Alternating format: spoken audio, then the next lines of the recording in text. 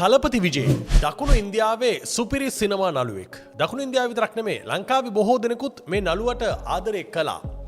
ආදරය කළා කියලා අතීත කාලෙන් කියන්න සිද්ධ වුණේ මේ පහුගිය දවසක ඔහු දේශපාලනයට ඇවිල්ලා ලංකාව සම්බන්ධයෙන් ප්‍රකාශයක් කරපු නිසා ලංකාවේ බොහෝ දෙනෙක් ඔහුට තිබුණු ආදරය දැන් වෛරයක් බවට පත් කරගෙන තියෙනවා. ඒ තමයි ඔය කච්චතු උදූපත ලංකාවෙන් උදුරා ගන්න ඕනි කියලා තලපති විජේ කරපු කාරණේ. ඒ ප්‍රකාශය.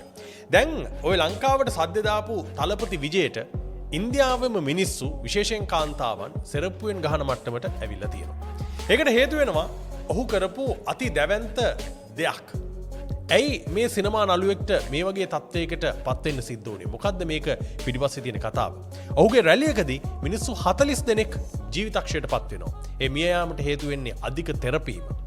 මේ වගේ අධික තෙරපීමක් සිද්ධ වුණේ මොන කාරණේ නිසාද? ඒ හැම දෙයක්ම IQ මීටරේ මේ වීඩියෝ එකෙන් ඔබට බලන්න පුළුවන්.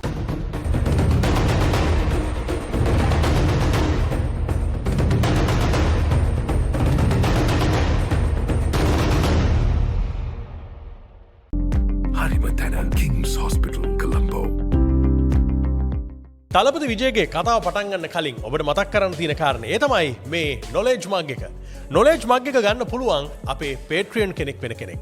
IQ ශ්‍රී ලංකන් කෙනෙක් වෙන්න දැන්ම IQ මීටරේ YouTube channel එකේ Patreon කෙනෙක් වෙන්න. description එකේ ඔබට ඒකේ join කියන link එක ලබා දීලා තියෙනවා. ඒක click කළා ඔබට IQ මීටරේ Patreon කෙනෙක් නැත්නම් IQ ශ්‍රී ලංකන් කෙනෙක් වෙන්න පුළුවන්. IQ ශ්‍රී ලංකන් කෙනෙක් වෙන හැමෝටම මේ knowledge mug එක free ලබා ගැනීමේ හැකියාවක් තියෙනවා. මේකේ තියෙනවා ඔබට අලුතෙන් දේවල් එකතු කරන චිට්ස්, ඒ වගේම ඔබේ දැනුම පුළුල් කරන චිට්ස්. ඒ විතරක් නෙමේ ඔබේ හිතන පරාසය, හිතන විදිය වෙනස් කරන්න ඕන කරන දේවල් මොනවද? ඒ හැම දෙයක්ම මේ knowledge mug එකේ චිට්ස් වල තියෙනවා. ඉතින් දැන්ම IQ මීටරේ Patreon කෙනෙක් වෙලා IQ ශ්‍රී ලංකන් කෙනෙක් වෙන්න කියලා අපි ඔබට ආරාධනා කරනවා. දැන් යන් තලපති විජේට. තලපති විජේ දේශපාලනයට ප්‍රවිෂ්ඨ වෙනවානේ ඒ ගිය අවුරුද්ද 2024. ඔහු ඒ වෙනුවෙන් වෙනමම පක්ෂයක් හදනවා. මේ පක්ෂය හඳුන්වන්නේ TVK පක්ෂය කියලා. ඒ කියන්නේ තමිල්ගා වෙට්‍රලි කාසගම් කියන පක්ෂය තමයි මේකේ නම හැටියට සඳහන් වෙලා තියෙන්නේ. ඔහුගේ දේශපාලන ගමන පටන් ගත්ත ගමන් අති විශාල සෙනගක් ඔහුත් එක්ක එකතු වෙනවා. මේකේ පළවෙනි රැලියට ලක්ෂ සංඛ්‍යාවත මිනිසුන් පිරිසක් ආවා කියලායි කියන්නේ. මේ පළවෙනි රැලිය අති දැවැන්ත විදිහට තලපති විජේ පවත්වනවා. මේ විජේ කියන නමට තලපති කියන කෑල්ල එකතු වෙන්නේ. මේ තලපති කියන එක තේරුමක් තමයි කමාන්ඩර් කියන එක. එතකොට ඔහුට ආදරයට කිව්ව නමක් තමයි මේ තලපති කියන වචනය එකතු කිරීම. දැන් ඔහු හඳුන්වන්නේ තලපති විජේ කියන. ඔහුගේ දේශපාලන කටයුතු වල අලුතෙන්ම පටන් ගන්න ප්‍රොජෙක්ට් එක තමයි මේ මූවිං රැලි එකක් තියෙන එක. ඒ කියන්නේ නගරයෙන් නගරයට මිනිසුන් ගමන් කරමින් දේශපාලන කටයුතු කිරීම. මූවිං රැලි එකක් තමයි සංවිධානය කරන්නේ. එතකොට මේ සඳහා සාමාන්‍යයෙන් මිනිස්සු සෑහෙන පිරිසක් එකතු වෙනවා. ඉන්දියාව වගේ රටක ගත්තාම අති විශාල ජනකායක් ඉන්න රටක්. ඉතින් මේ රැලි වලටත් සෑහෙන පිරිස් එකතු වීම નિરાයාසයෙන්ම සිද්ධ වෙනවා.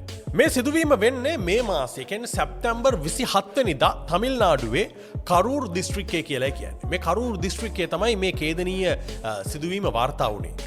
මේක තමිල්නාඩු දේශපාලනයේ අඳුරුතම දිනය හැටියටයි හඳුන්වලා තියෙන්නේ. එකම ස්ථානයකදී මිනිසුන් 40 දෙනෙක් දේශපාලන රැලියක් වෙනුවෙන් ඇවිල්ලා මිය යනවා. මේක තමිල්නාඩු දේශපාලන ඉතිහාසයේ ඛේදනීයම දවස හැටියටයි වාර්තා වෙන්නේ. මොකක්ද මේකට හේතුව වෙන්නේ? ඒ හේතුව දැනට ඉන්දියා මාධ්‍ය වාර්තා කරලා තියෙනවා මෙන්න මේ විදිහට. මෙතන වේලුස්වාමිපුරම් ප්‍රදේශයේ තමයි මේ රැලිය සඳහා ප්‍රධාන මාර්ගය සකස් කරලා තිබුණේ. මේ රැලිය සඳහා සංවිධායකින් බලාපොරොත්තු වෙනවා 10,000ක විතර පිරිසක් සහභාගී වෙයි කියලා.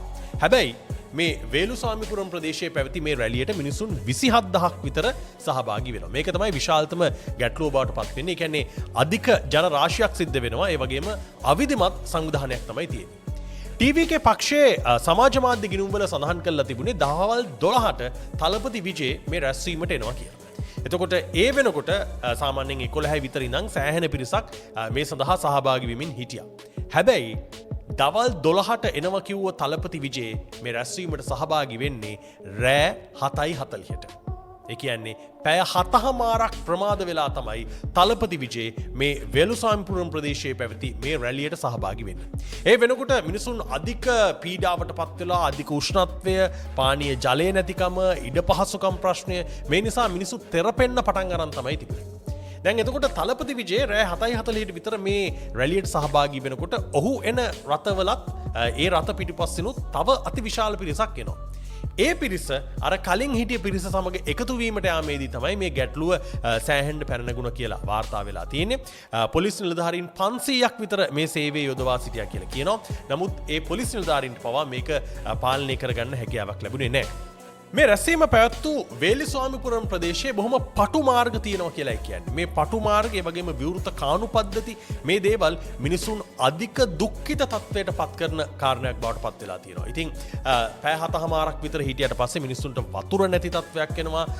ඔවුන්ගේ අවශ්‍යතා ඉටු කරගන්න වැසිකිලි කැසිකිලි පහසුකම් නැති ප්‍රශ්න වෙනවා. මේ දේවල් නිසා මිනිසුන් දැඩි කෝපයට පත් වුණා කියලා කියනවා. ඒ වගේම මේ අවුල් සහගත තත්වය මතුවෙන්න තව කාරණා කීපයක් බලපානවා.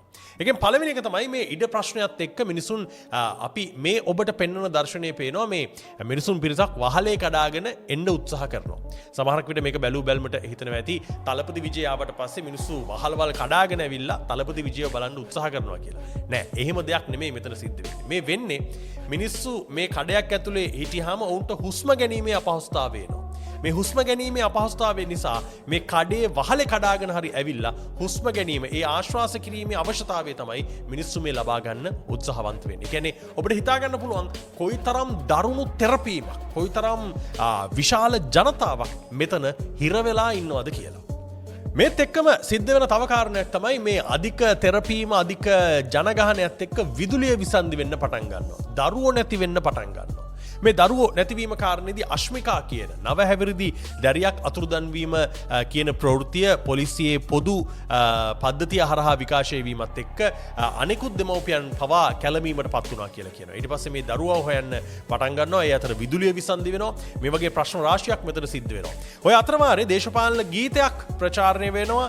ඒක සම්බන්ධයෙන් මේ රැස්ව සිටි අයගේ විරෝධතාවයක් ඇති වෙනවා කියලා කියනවා. පොලිස් මාර්ග බාධක පොලිසියට කරගන්න දෙයක් නැති වුණු තැන පොලිසිය පහර දෙන්න පටන් ගන්නවා. ඊට පස්සේ මේ ඇවිල්ලා හිටිය මිනිස්සු කියන්නේ මිනිස්සු 27000ක් විතර ඇවිල්ලා තියෙනවා. පොලිසිය 500යි ඉඳලා තියෙන්නේ. එතකොට එක පොලිස් නිලධාරියෙක් මේ කාට හරි පහර දෙන්න පටන් ගත්තට පස්සේ එතන හිටිය මිනිස්සු ටික ආයිමත් පොලිසියට පහර දෙන්න පටන් අරන් තියෙනවා. මේ වගේ දරුණු තත්වයක් නැත්තම් ගැටුම් ඇති වෙන තත්වයක් බවට මේ රැළිය පත් වුණා කියලායි කියන්නේ. ඔන්න ඔහොම වෙලා තියෙන වෙලාවක තමයි තලපති විජේ මේ රැස්වීමට එන්නේ. තලපති විජේ එන්නෙත් ඔබට පේනවා ඇති මේ ටිකක් ලොකු වාහනයක ඩබල් දෙක වගේ බස් එකක මේ උඩ තට්ටුවේ තමයි ඔහු රැඳින්නේ. එතන තමයි ඔහු කතාව කරන්නේ. එතකොට ඔහුටත් තේරෙනවා මේ ආපු වෙලාව එච්චර හොඳ වෙලාවක් නෙමෙයි කියලා. එතකොට මිනිස්සුන්ට තියෙන ලොකු ප්‍රශ්නයක් තමයි බීමට වතුර ටිකක්වත් නැහැ. තලපති විජය ඇතුළු පිරිස පුළුවන් හැටියට වතුර බෝතල් විසි කරමින් මිනිස්සුන්ට ඒව ලබා දෙන්න උත්සාහ කරනවා. හැබැයි ඇවිල්ලා ඉන්නේ 27000ට මේ වතුර බෝතල් එක දෙක දීලා පිරිමහන්න පුළුවන් මට්ටමක් තිබුණේ නැහැ. මේ මිනිස්සුන්ගේ කෝපය නිසා තමයි තලපති විජයට සපත්තු ප්‍රහාර එල්ල වෙන්න පටන් ගන්න. ඒ නිසා ඔහු වටේ හිටිය ආරක්ෂකයින් ඒවා මැඩපවත්වන්න උත්සාහ කරනවා. මේ තත්ත්වයත් එක්ක තලපති විජයට ඔහුගේම සංවිධායකවරයෙක් ඇවිල්ලා ලබා දෙන පණිවිඩය තමයි මෙතනින් පුළුවන් තරම් ඉක්මනට ඉවත් වෙන්න ඕනේ කියන කාරණේ. ඒ නිසා අර චිත්‍රපටියක වගේ කතාවක් කරමින් ඉන්න වෙලාවක සාමාන්‍යයෙන් දේශපාලනයේ ලොකු ටෝක් ඉෂූ කරමින් ඉන්න වෙලාවක තමයි මේ පණිවිඩය තලපති විජයට ලැබෙන්නේ. ඒ වෙලාවේදී ඔහු තවත් සංවිධායකවරුන්ගෙන් මේ පිළිබඳව විමසනවා දැන් මෙතනින් ඉවත් වෙන්න ඕනද කියන කාරණේ. ඊට පස්සේ thank you කියන වචනේ කීපවරක් කියලා තලපති විජේ මේ ජනකායත් එක්ක පැවැත්වූ මේ සම්බන්ධතාවය නැත්තම් මේ කතාව ඉවර කරලා බැහැලා ගියා කියලා තමයි කියන්නේ. මිනිස්සු පැය 7:00මාරක් ඉන්නවා තලපති විජය එනකං. හැබැයි තලපති විජය විනාඩි 10ක්වත් එතන කතාවක් පැවැත්වුවේ නැහැ කියලායි සඳහන් වෙලා තියෙන්නේ. මේ වන විට මේ නිසා සිදු වූ මරණ සංඛ්‍යාව 40කට වැඩි ප්‍රමාණයක් බවට පත් වෙලා තියෙනවා. මේ රැස්වීමෙන් පස්සේ තලපති විජය තමන්ගේ වාහනෙන් කෙලින්ම එයාපෝට් එකට යනවා. එයාපෝට් වලින් චෙන්නයි වලට තමන්ගේ නිවස බලා ගියා කියලා තමයි ඉන්දිය මාධ්‍ය වාර්තා කරලා තියෙන්නේ. ඊට පස්සේ ඔහු සමාජ මාධ්‍ය වෙත පණිවිඩයක් නිකුත් කරනවා. ඛේදනීය ප්‍රවෘත්තියක් මටත් මගේ හදවතටත් දරා ගන්න බැරි තරම් දුකක් ඇති වුණා වගේ දේවල් වලින් ඔහු තමන්ගේ ශෝකය ප්‍රකාශ කරලා තියෙනවා. කෙසේ නමුත් මේ සිදුවීම නිසා මේ අධික තෙරපීම නිසා මිනිසුන් 40ක් ජීවිතක්ෂයට පත් වෙනවා. 80කට වැඩි පිරිසක් තුවාල ලැබුවා කියලායි කියන්නේ. මියගිය පිරිස අතර ළමුන් 10 දෙනෙක් ඉන්නවා, කාන්තාවන් 17 දෙනෙක් ඉන්නවා, තරුණයන් සහ පිරිමි පුද්ගලයන් 13 දෙනෙක් ඉන්නවා කියලායි කියන්නේ. මියගිය පිරිස අතර අවුරුදු 2ක කුඩා දරුවෙකුත් හිටියා කියලා ඉන්දියා මාධ්‍ය වාර්තා කරලා තිබුණා. ඔන්න ඔය සිදුවීම් රස නිසා තමයි මේ තලපති විජයගේ මේ මූවිං රැලි එක තමිල්නාඩු දේශපාලන ඉතිහාසයේ ඛේදනීයම දවස බවට පත් කරන්නේ. තලපති විජය සඳහන් කරලා තියෙනවා මියගිය අය වෙනුවෙන් ඉන්දිය රුපියල් ලක්ෂ 20ක වන්දියක් ලබා දෙනවා කියලා. තුවාල ලැබුව අය වෙනුවෙන් ඉන්දිය රුපියල් ලක්ෂ 2ක වන්දියක් ලබා දෙනවා බව ඔහු සඳහන් කරලා තියෙනවා. ඒ වගේම තමිල්නාඩු මහ ඇමති MK ස්ටාලින් සඳහන් කරලා තියෙනවා මියගිය අයගේ පවුල් වලට රුපියල් ලක්ෂ 10ක වන්දියක් ඔවුන් ලබා දෙනවා කියලා. ඒ වගේම තුවාල ලැබුව අයට රුපියල් ලක්ෂයක වන්දියක් ලබා දෙනවා කියලා. දකුණු ඉන්දියාවේ මේ සිනමා තරු වලට ලොකු බලපෑමක් තමිල්නාඩු ඇතුළු දකුණු ඉන්දියාවට කරන්න පුළුවන්. ඒ නිසා තමයි මේ සිනමා තරු තමන්ගේ සිනමා ජීවිතය ටිකක් උඩට ආවට පස්සේ දේශපාලනයට එන්නේ.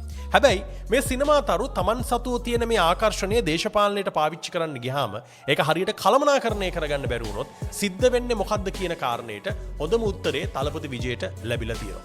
මිනිස්සු ආදරෙන් වැළඳගත් මිනිස්සෙක්ට සපත්තුවෙන් ගහන මට්ටමට එනවා කියලා කියන්නේ ඒ ආදරය කොයිතරම් පරිහානියට පත් වෙලා තියෙනවද නැත්නම් ඒක කොයිතරම් අනාදරයක් බවට පත් වෙලා තියෙනවද කියලා හිතා ගන්න පුළුවන්.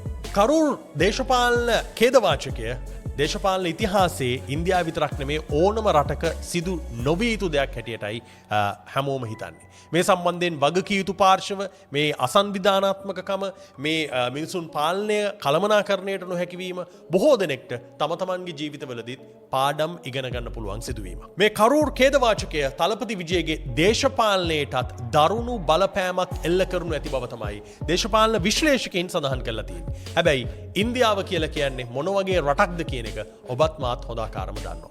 ඒ නිසා මේ සිදුවීම තව කොච්චර කාලයක් මතකේ රැඳෙයිද කියන එකත් එක්කයි තලපති විජයගේ ඊළඟ දේශපාලන රැලිය නැත්තම් මේ මූවිං රැලිය එක ආයි පටන් ගන්නෙ කොතනින්ද කියන කාරණේ තීරණය වෙන්නේ. මේක ගැන ඔබේ අදහසත් කමෙන්ට් එකක් හැටියට ලබා දෙන්න. දේශපාලනයේ කාරණා වගේම මේ සිදුවීම සහ ඉන්දිය දේශපාලනය ඒ මිනිසුන්ගේ අධ්‍යාපනය මේ කාරණා සම්බන්ධයෙන්ුත් ඔබේ අදහස් කමෙන්ට් එකක් හැටියට ලබා දෙන්න කියලා අපි ඉල්ලා සිටිනවා. මේ වගේ තොරතුරු ඔබට සමීප කරන්නේ IQ මීටරින්. අපි මීට කලින් ඔබට ගෙනා වීඩියෝ මොනවද කියලා බලන්න පුළුවන් ඊළඟට එන ලින්ක්ස් වලට ගියොත්.